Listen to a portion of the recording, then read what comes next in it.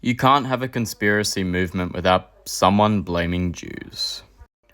There are also a few theories that get a little more fanciful. There is, of course, the claim that the planes used in the attacks were not planes at all, but missiles covered in a hologram. Or my favorite conspiracy guru himself, David Icke's positing that the attackers were orchestrated by the lizard aliens that live on the moon. I'm not even joking, it's a real thing. Google it. So we have all these claims that the conspiracy theorists have laid down, but why do they think that the attacks were ordered? There is the Pax Americana conspiracy theorists who claim that the attacks were orchestrated by the neoconservatives set on world dominance. Given their completely illegal war in Iraq and dubious claims to get there, they aren't doing themselves any favors here.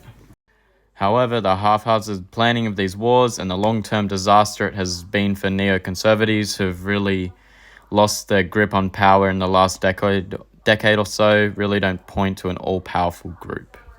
Capitalizing on tragedy doesn't necessarily point to conspiracy.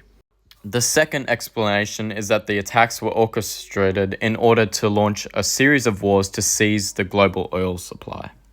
The problem here is that unless they found a way to make oil from opium, nuts, or rugs, Afghanistan was not a wise place to start.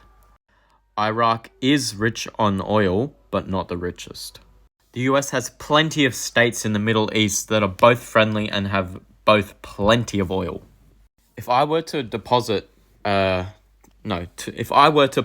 reason for the Iraq war, it was because the moment they were in, they felt they could expand US interests in the religion by taking out leaders that oppose US hegemony in the religion, like, say, Saddam Hussein. The third major explanation is that the attacks were meant to bring out the New World Order of such. This is a favorite of Alex Jones, who claims a disparate network of banks, corporations, globalists, and military folks wanted a war to establish a world government, actually.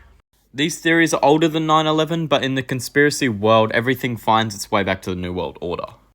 The 9/11 truth moment really peaked around the Bush years, and in many ways it stood as a resistance to Bush and the war on terror rather than a serious allegation. There were a few big media products such as the movies Loose Change and Zeitgeist, but they don't get up to as much trouble as they used to.